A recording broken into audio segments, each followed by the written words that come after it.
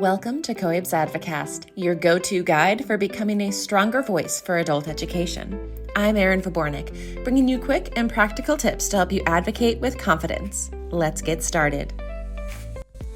Welcome to the Advocast. Today, we're exploring a topic that's becoming increasingly essential in adult education: digital literacy. Technology affects nearly every part of our lives, from finding a job, to accessing healthcare, to staying connected to our communities and to our children. For adult learners, having the skills to navigate the digital world isn't just helpful, it's often a necessity. Joining us is Nell Eckersley, Director of Digital Equity Projects at the Literacy Assistance Center in New York City. We'll discuss why digital literacy is critical, how programs can advocate for digital inclusion, and some examples of successful initiatives. And with National Digital Inclusion Week coming up, this conversation couldn't be more timely.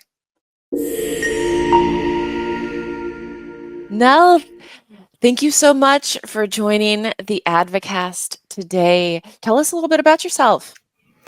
Thank you, Erin, so much for inviting me here. My name is Nell Eckersley, and I work at the Literacy Assistance Center in New York City, which is a very small little organization that does a lot of professional development and manages the data system for New York State. And my particular area has been technology, and it's sort of interesting to me how it's shifted. I think before COVID, we would always talk about integrating technology, and now we talk a lot more about digital skills, and they're both, they're just two different parts of the same coin, but it's been an interesting change. And I think a lot of teachers who were nervous about technology have done more with it than they ever thought they would. But I know there's a whole bunch of new teachers coming in who don't necessarily have that background. So it's an area where I get to do lots of work, and I really enjoy it. Fantastic. Yeah, technology touches like every aspect of our lives, right? Applying to jobs, accessing healthcare, staying connected with communities. And I know for adult learners, it's the ability to navigate digital tools is not just about convenience, it's a necessity. And I'll say for me, this is personal. I have grandparents who don't have the internet, don't own a computer or a smartphone. And COVID brought with it a need to schedule doctor's appointments, refill prescriptions, or when you're sick, order groceries, and they could do none of that. It was such a barrier. It caused a lot of worry and concern, right? For me as their geographically closest member of their family, and really without the support of family who do have these digital literacy skills, I really fear what would have happened to them. And it's just one example of why digital literacy is increasingly being seen as a core part of adult education. So I'd love to ask you, can you talk about why digital literacy is such an important part of adult education and adult education advocacy? Yeah, that's a really great question. I think everything you were just saying, and I think COVID, the pandemic really brought a lot of this into focus, even though it had been true before, and maybe it's even more true now because there's even more services and things that you can only really access through getting on the internet and going to websites. And as you mentioned, health is a huge one. Financial areas, people helping their children with schoolwork. There's just so many places where it is now just a basic literacy, and you can choose not to do it, but it needs to come from a place of choice, not just that you don't know that's even possible, certainly, or that you don't have the device, the broadband access, and then the skills to really get what you want from these devices. I was just talking to my sister. We were lamenting about, how we get so many notifications on our phones, and it's an area that we often just kind of coexist with. And, a lot of the people who make apps and design things know that we'll just sort of let it go. And then we're constantly at their beck and call. And that's an area that we should all be making really strong decisions and know how to do it. I think everyone has a vague sense they could go in and control their notifications, but, how do I actually do it? Am I going to take the time to do it? And this is part of that digital resilience piece that I think is also so important, like the digital skill, explicitly, how do I log into my email as a skill, but when would I email, and how is that similar to some other tool I might have used, like WhatsApp or something else? Those are the aspects of digital resilience where we get to take what we already know and be able to do more things, to adapt as things change, and to build that self-belief that we actually can do these things, which a lot of folks, feel like they are not good at this, and that they suffer, that they're the only one in the room that doesn't know how to do it, or that their kids know better, or their friends know better. And I always feel like I'm sort of stealing things from the math world, because math has had a lot of that too. There's a real emotional component to being good with tech or having digital skills. And a lot of we did a lot of work around health literacy several years ago. And one of the things that came out of the health literacy piece was, first of all, that our skills decrease over time. And that's true with tech as well. So, and if you weren't introduced to it at a younger age, it might not also feel very natural for some folks. But it's also like some of our skills, some of the ways we've figured out how to help ourselves in other situations don't work here. So I'll see, again, I work mostly with teachers, but I'll see teachers taking really, really careful, explicit notes on what I'm doing. And in some ways, that's not a helpful way to learn technology. You have to just kind of jump into it. And that is not what some people are comfortable doing. So that's true for our students too, that these skills that we've had to help us with language deficit, or to, we're not been able to get the jobs we want because we don't have a high school equivalence diploma. We've had ways to kind of work around that. And some of those techniques just don't work. So with digital stuff, there is just this base thing where we need to have access to broadband, we need to have access to devices, and then we need the skills, and we need to be aware of the things that we could possibly do. And yeah, it's just a basic component now. I think we can't look at literacy without including digital literacy as a part of that. That's really interesting, those other areas of life that you mentioned, because you mentioned helping kids with schoolwork. And my kids are young, but so much of the information that I get about what's happening in school all comes through a centralized app. And I think as someone who was introduced to the internet in middle school, mm-hmm. Finally got a smartphone in grad school, Mm-hmm. I didn't grow up with it in the same way that some of the younger generations did, but I am confident using it. I think sometimes I know that I take for granted many times the way that I interact with technology. And when you stop and think about not having those skills, and as you said, that digital resilience, having that fixed mindset of, nope, I can't do it, I'll never be able to catch up, because technology does feel like it changes quickly, right? Right. Like Zooming, I didn't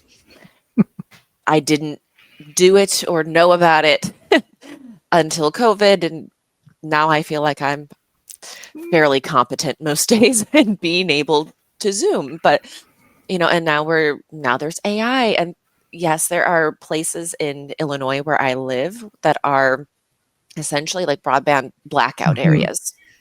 Like you get no service in those areas, and it is a problem, absolutely, for people who live there who can't access just the basics. So I'm really curious, because as an advocate, like I think about timing and opportunities to make these messages heard. And with Digital Inclusion Week in October, and other awareness events happening this fall, it feels like a perfect moment for adult education to spotlight the importance of digital skills. What are some concrete ways that programs or advocates can highlight digital inclusion this fall? So we're getting ready for Digital Inclusion Week, and in New York State and New York City, we've been very fortunate that some of the, there was a national digital equity fund that then got canceled by the current administration. And so funding that states had been ready to use, they'd created state plans. There'd been a lot of work done. I think every state completed that part of it. And we actually did, New York State got that funding, or thought they got that funding, and then it got pulled back. And so our state has done a couple of things. So one of the things, as you mentioned about broadband, access to broadband is a huge issue. Access to inexpensive, high quality broadband is an issue. Our state has that issue geographically. We just have areas that are not able to get internet the same way that other areas are. But we have, there was a low cost access to broadband that was available through the federal government that ended. And our state is one of the few states, if the only state, that has actually put into law that any ISP in our state has to offer a $20 or less robust broadband plan for people who are below poverty level. And it's been a big discussion. I mean, the ISPs, it's really a struggle for them too, because physically, it's fine for them to sort of, there are large areas that are easy for them to provide service to, and then there's one house that's just a little further away, and they can't quite get access there, or be very expensive to do that. So they're struggling.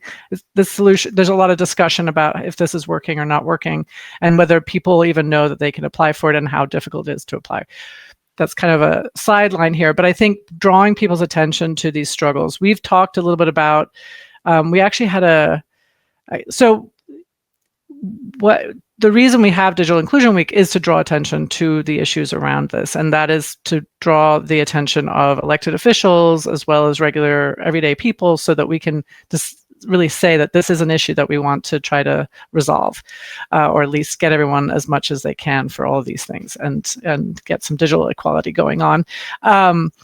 One of the things that we do, we have contacted our local government. So we didn't do it this year, but last year we contacted our mayor, and we did get a citation from the mayor that recognized that digital inclusion was very important. You could do that on a state level from the governor. You could do it from other elected officials. And it's really drawing their attention. It's still an area that, just like with adult education in general, a lot of elected officials don't really understand what the issues are and how it impacts the populations we generally work with. So having opportunities to speak with them, to have them be part of, coming in to see maybe one of your adult education classes, if you're offering digital literacy.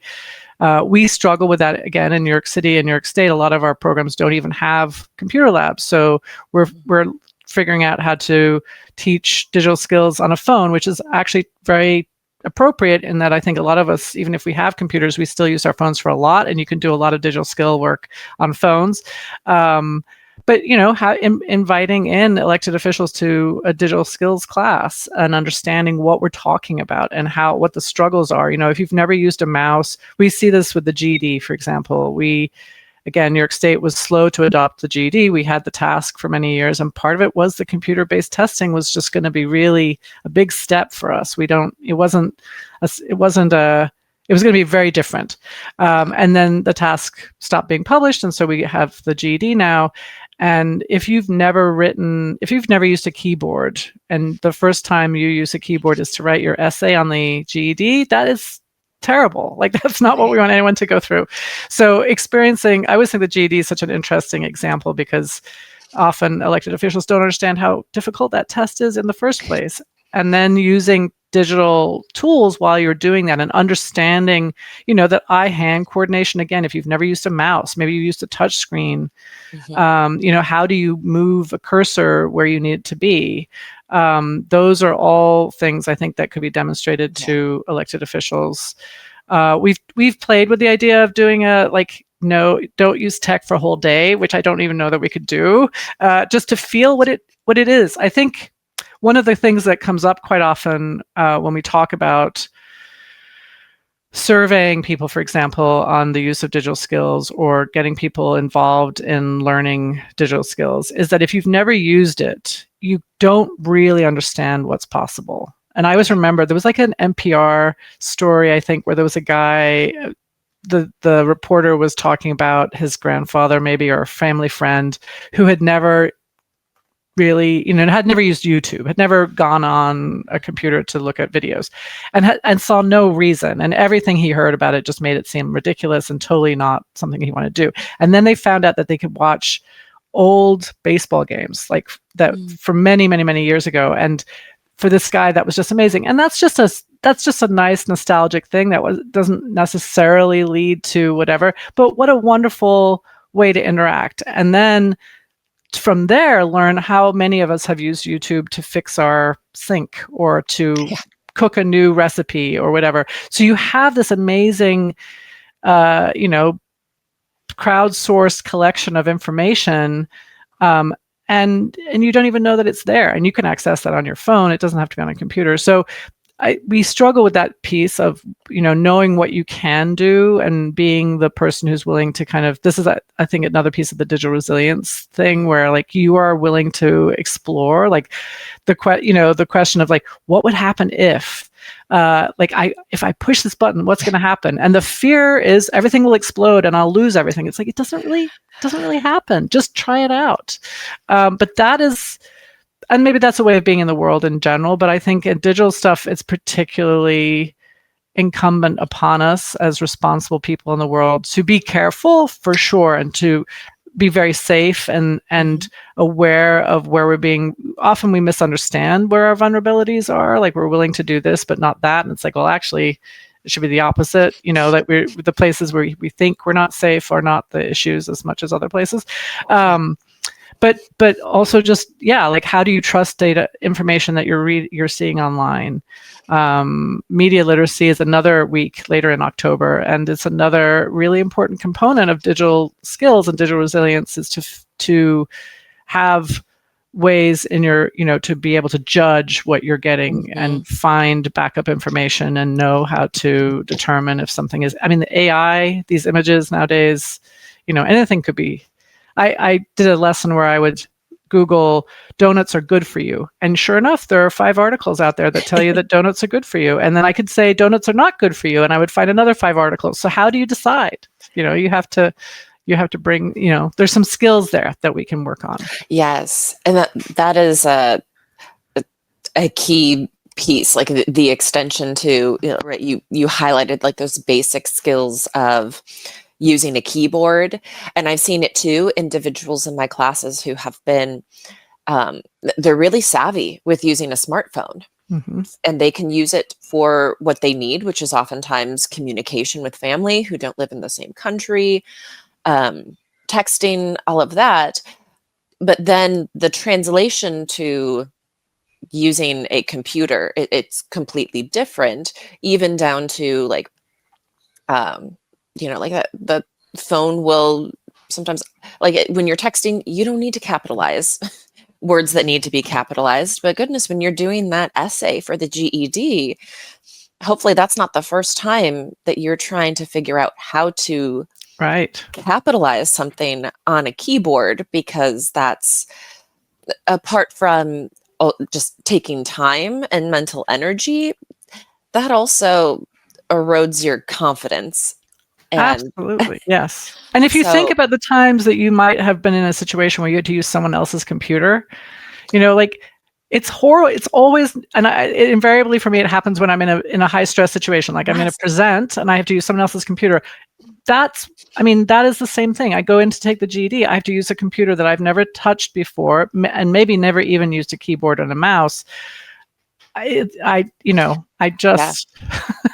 Going from Mac to PC, where suddenly if you're used to using one or the other, you feel completely confused by what you're seeing.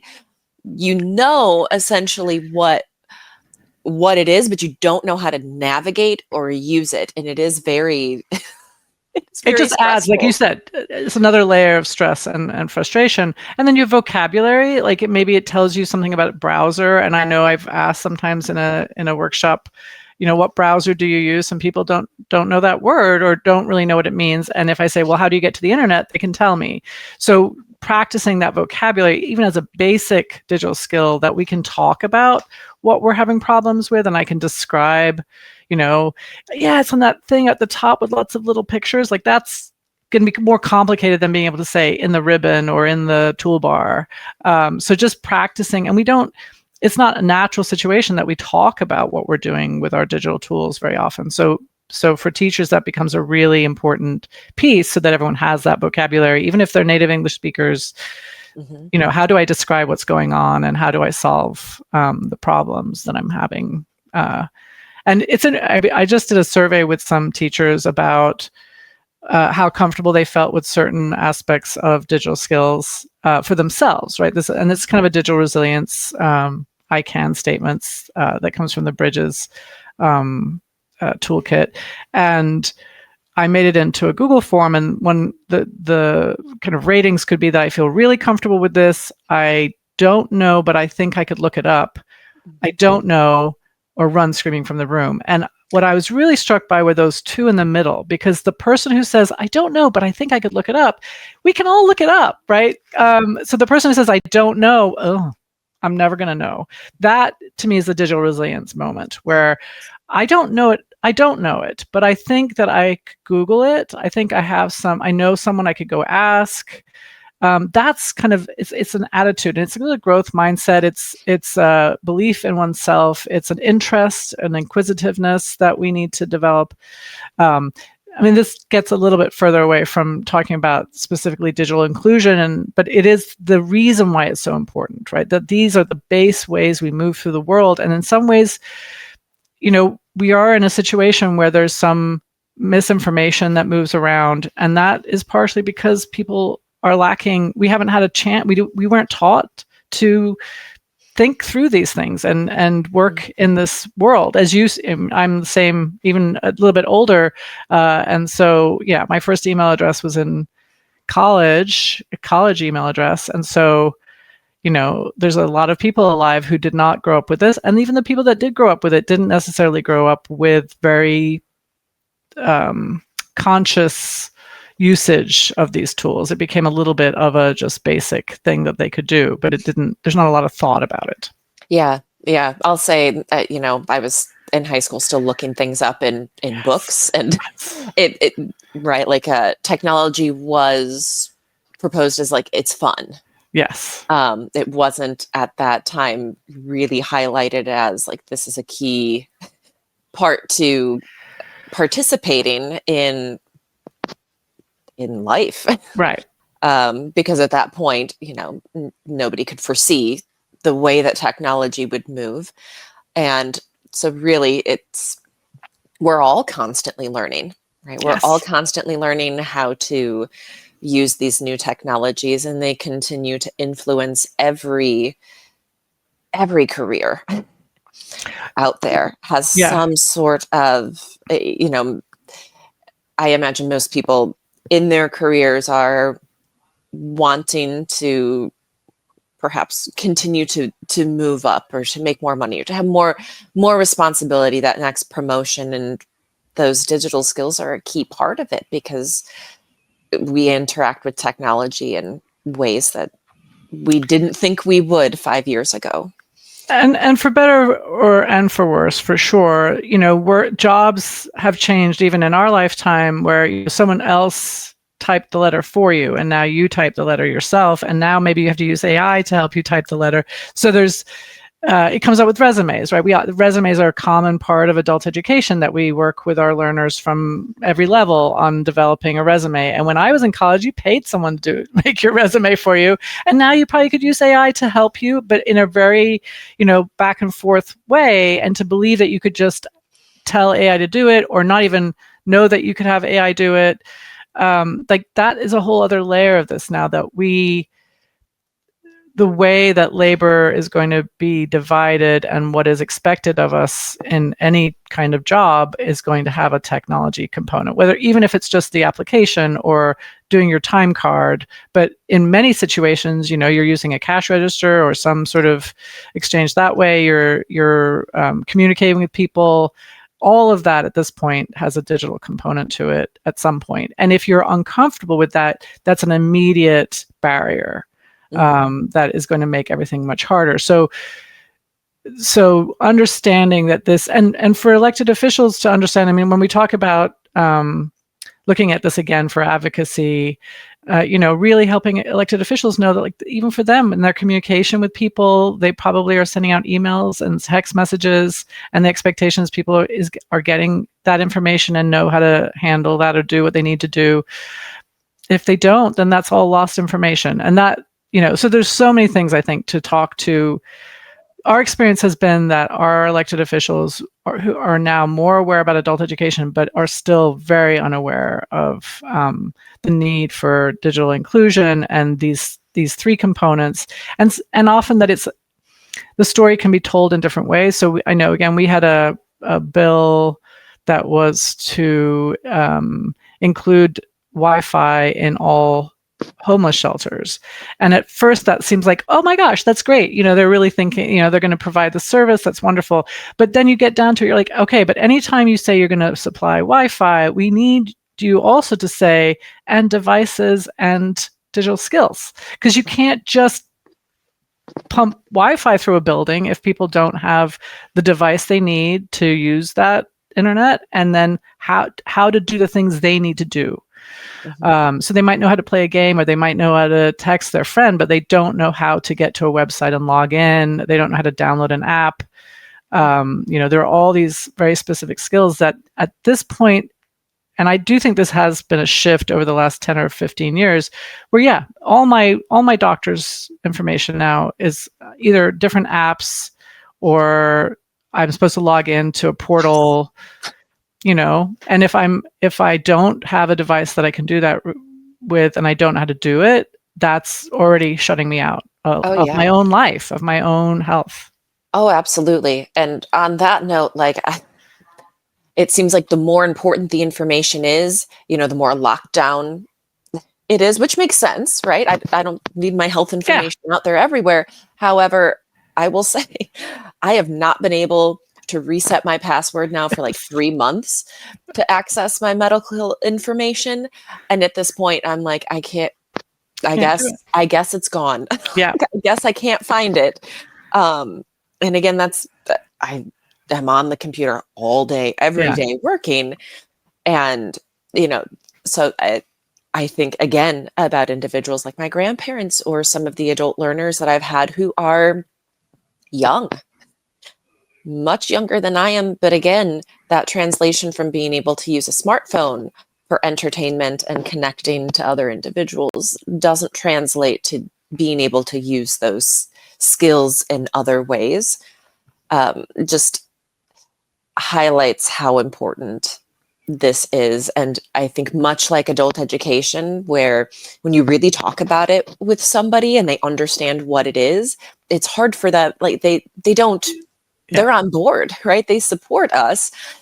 I think it's the same with these digital skills, is that when people they don't understand what they don't understand, which is they don't get the need for this. And once they do, then of course, well, yeah, obviously, we want people to be able to have this access. And I think, again, a lot of our elected officials are maybe a little bit older themselves and don't necessarily understand themselves. Our digital skills, I mean, it's very for me, thinking back to our health literacy work, where, teachers didn't want to be health experts, but there were these transferable skills we could talk about. And I feel like with, safety online, a lot of teachers probably don't feel very secure with their own skills, but we can work on those together. Elected officials are kind of in the same boat, right? They may not be doing the newest, latest thing with their devices, but I bet they're used to being able to do email, or they're used to some basic things that they need to do. And then we had these frustrating moments where, there's a password we can't change, or an app that I have to is it me? Do I need to uninstall and reinstall? We were just joking before we started talking about how, that was my technique for getting my microphone to work, was to unplug it and plug it in again. But that is part of, again, that's the digital resilience piece, where how do we how do we manage the things that we don't know? And there's always going to be something. You're going to come in Zoom. I mean, I remember when Zoom updated like from one day to the next, and I'm suddenly I'm on and I'm like, it's not doing the things I'm used to it doing. It's okay. First of all, it's okay. We'll live through this. But secondly, I had some skills. I could be like, okay, well, I'm guessing it's an update. I'm sure I can go find some information about that. Where would I look for that? What would I do to get that? And so that, again, speaking from professional development side with teachers, it's like with teachers, you can say everything out loud. It's okay. I think for teachers, one of the nerve-wracking aspects of technology at the very base level is that it doesn't always work. So why would I plan a lesson that requires me to interact with this thing that might not work? And we should see that as an opportunity to demonstrate, how we overcome the adversity of the thing not working exactly the way we expected it to. What are some things we could do in those situations, and say it all out loud, show it, show our work. Yeah.